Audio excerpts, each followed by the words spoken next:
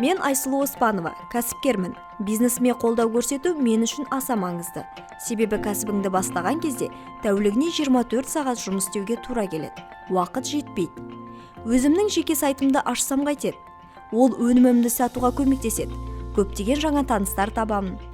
Тиімді жеткізуші де тауып, сатылым географиясында кеңейтуіме мүмкіндік береді. Атамекен ұлттық кәсіпкерлер палатасының мамандары ақпараттық технологиялар мәселесі бойынша кеңестер береді.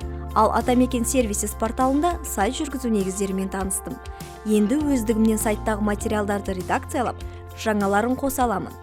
Егер сіз сайтты ашып, басқару және ақпараттық технологияларға қызмет көрсету бойынша көмекті қажет ететін кәсіпкер болсаңыз, бірден кәсіпкерлер палатасымен байланысыңыз. Барлық өңірлерден хабарласуға болады. Олар сізге міндетті түрде көмектеседі.